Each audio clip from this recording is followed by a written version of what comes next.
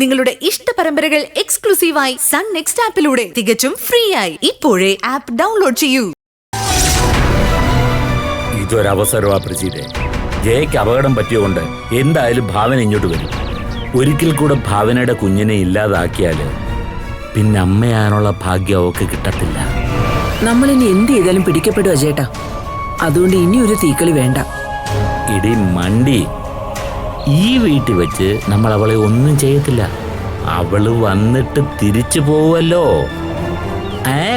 ആ സമയം നോക്കി നമുക്ക് എന്തെങ്കിലും പണി ഒപ്പിക്കാം. പുറത്തു വെച്ചാകുമ്പോ നമ്മളെ സംശയിക്കത്തില്ല. അത് ചിലപ്പോ നമുക്ക് ഏണിയാവൂ. ഭാവനയ്ക്ക് എന്ത് സംഭവിച്ചാലും നമ്മളെ സംശയിക്കുള്ളൂ. അല്ലാതെ വേറെ വഴിയില്ല. എന്താ നിന്റെ മനസ്സിൽ വേറെ എന്തെങ്കിലും വഴിയുണ്ടോ? ഞാനെന്ത് പറയാനാ, സൂക്ഷിക്കണമെന്നേ ഞാൻ ഉദ്ദേശിച്ചുള്ളൂ. അനിരുദ്ധനെ എന്തുണ്ടെങ്കിലും അറിയിക്കണമെന്ന് പറഞ്ഞിരിക്കുക. എന്തായാലും ഭാവന വരട്ടെ, ബാക്കി അപ്പം തീരുമാനിക്കാം. നമ്മുടെ മോക്കൊരു സൂചന പോലും കൊടുത്തേക്കരുത്.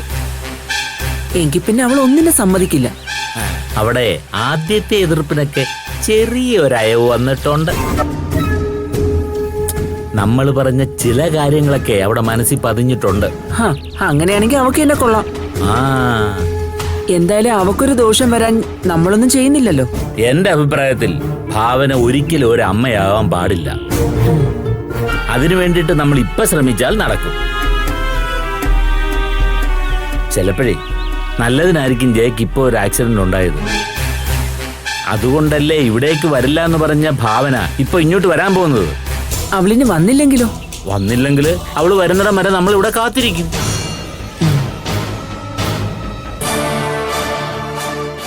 മോളെ ഇങ്ങോട്ട് വന്നേ.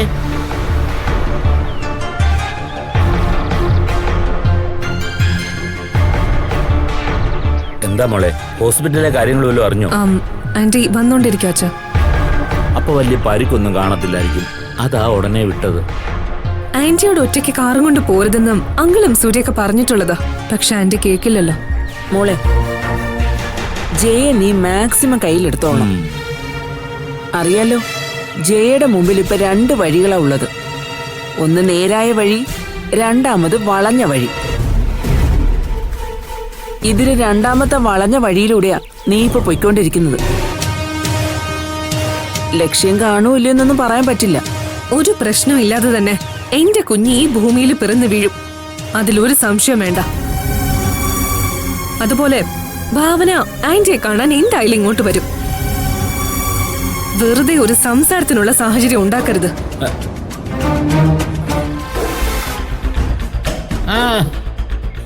ഇവിടെ ജന്മത്തിൽ നന്നാവുമെന്ന് എനിക്ക് തോന്നുന്നില്ല. ഏട്ടാ, എല്ലാം ശരിയാകും. അവക്ക് എന്തൊക്കെയോ കണക്കൂട്ടലുകളുണ്ട്. അതുകൊണ്ട് അവൾ ഇത്ര ധൈര്യത്തോടെ നിൽക്കുന്നത്. എന്ത് കണക്കൂട്ടലുണ്ടായാലും സൂക്ഷിച്ചും കണ്ടും നിന്നാൽ അവക്ക് തന്നെ കൊള്ളാം. വാ.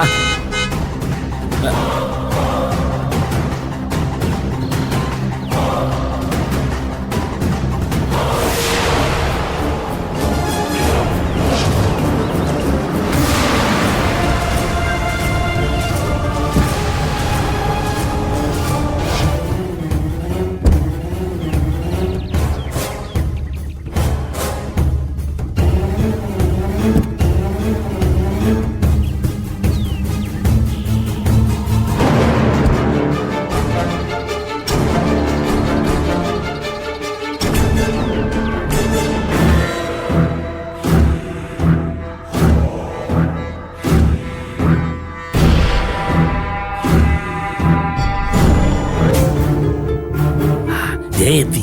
ഞാനേ ആദ്യം പോയി കാര്യങ്ങളൊക്കെ ഒന്ന് അന്വേഷിക്കാം. അത് കഴിഞ്ഞ് നീ വന്നാ മതി. ഓക്കെ.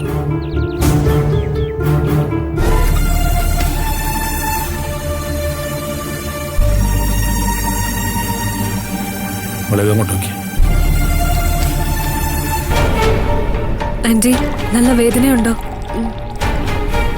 ജയക്ക് ഇതിനേക്കാൾ വേദന സൂര്യയെ വിളിച്ചിട്ട് കിട്ടാത്തോണ്ടാ മോളെ. കിട്ടാത്തതല്ല മോളെ, അവൻ മനഃപൂർവ്വം ഫോൺ എടുക്കാത്തതാ. ആന്റി വാ, ഈ ഗുളി കഴിക്ക്. ആന്റി, ഞാൻ വിളിച്ച് സൂര്യയോട് പറഞ്ഞല്ലോ. അങ്കിൾ എന്നെ വിളിച്ചു പറഞ്ഞ ശേഷം ഞാൻ സൂര്യയോട് പറഞ്ഞിരുന്നു. സൂര്യ ഇങ്ങോട്ട് വന്നോണ്ടിരിക്കോ? അവനെന്താ ഫോൺ എടുക്കാത്തെന്ന് മോള് ചോദിച്ചില്ലേ? ആ ചോദിച്ചങ്ങളെ ഫോൺ സൈലന്റിലായിരുന്നു എന്ന്. അവൻ അങ്ങനെയല്ലേ പറയൂ. അതിങ്ങ് തന്നെ ആന്റി കിടക്ക്.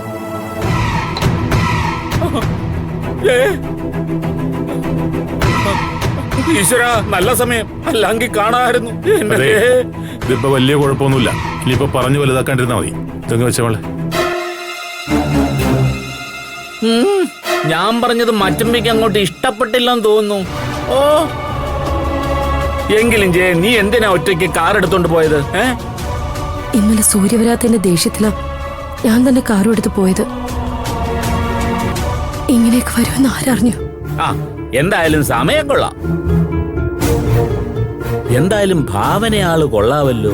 സൂര്യ തന്ത്രപൂർവ്വം അവിടെ താമസിപ്പിക്കാനുള്ള പ്ലാൻ ആയിരിക്കും. അതിന് ഞാൻ മരിക്കണം. എന്തായാലും അവനിങ്ങ് വരുമല്ലോ. വരട്ടെ, നോക്കി ഞാൻ അപ്പ കൊടുത്തോളാം. എന്തിനാ ആന്റി? സൂര്യ മനഃപൂർവ്വം ഫോൺ എടുക്കാത്തൊന്നും അല്ലല്ലോ. അവന് വേണ്ടി നീ വക്കാലത്ത് ഏറ്റെടുക്കണ്ട. ആ, നോക്കിക്കോ, അവൻ വരട്ടെ. അവന്റെ ഉദ്ദേശം എന്താണെന്ന് എനിക്ക് അറിയണം.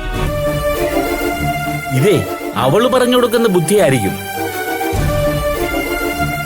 സൂര്യ എങ്ങനെ നിർത്തണമെന്ന് ഭാവനയ്ക്ക് നന്നായിട്ട് അറിയാം. എന്നാ പിന്നെ അതൊന്നും അറിയണമല്ലോ. ഇനി അവൻ ഭാവനയെ കാണാൻ പോവുമല്ലോ. അപ്പൊ ഞാൻ കാണിച്ചു കൊടുക്കാം. ആ,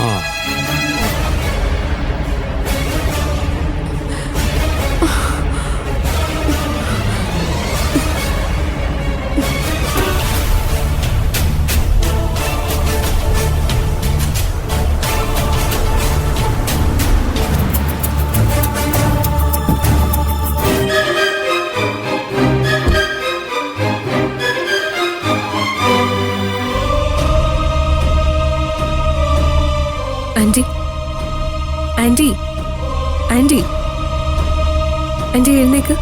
സൂര്യ വന്നു.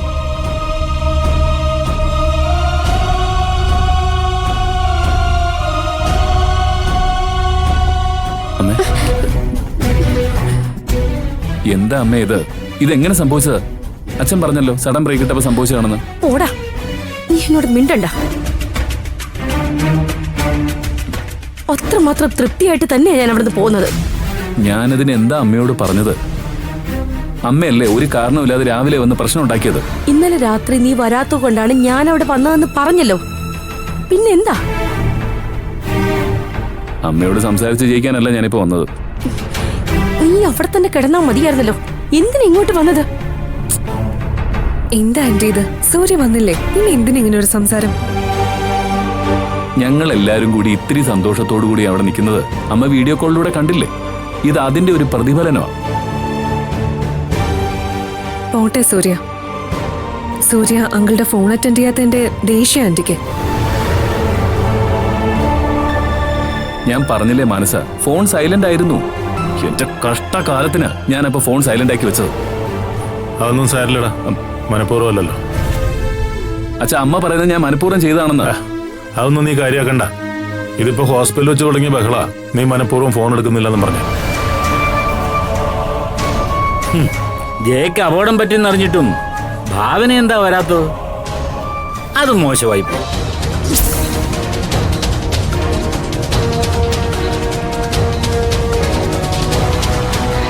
നീ ഏട്ടനെ നോക്കി പേടിപ്പിക്കണ്ട.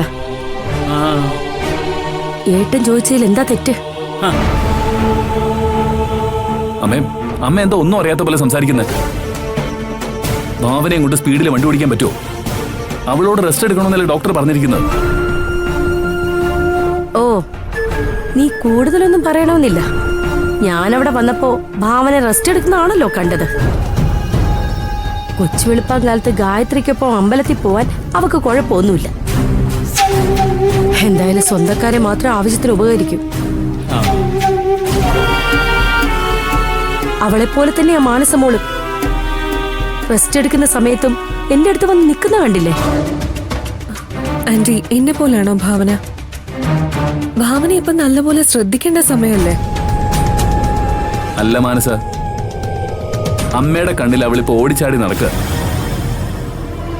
ഇപ്പൊ അവളൊന്ന് അമ്പലത്തിൽ പോയതാണ് പ്രശ്നം. സൂര്യ, എന്റെ അമ്മ സ്വയം വരുത്തി വെച്ച ആക്സിഡന്റ് ആയത്. നമ്മളാരും കുറ്റപ്പെടുത്താണ്ടിരിക്കാൻ വേണ്ടിയാ ഇങ്ങനെ ഓരോന്ന് പറഞ്ഞോണ്ടിരിക്കുന്നേ. ഒറ്റയ്ക്ക് വണ്ടി എടുത്തുകൊണ്ട് പോകരുതെന്ന് പല പ്രാവശ്യം ഞാൻ അവളോട് പറഞ്ഞിട്ടുള്ളതാ. കേക്കില്ല. ഇപ്പൊ കിടക്കുന്നുണ്ടില്ലേ, ആരുടെയൊക്കെ ഭാഗ്യം കൊണ്ടാ രക്ഷപ്പെട്ടെ.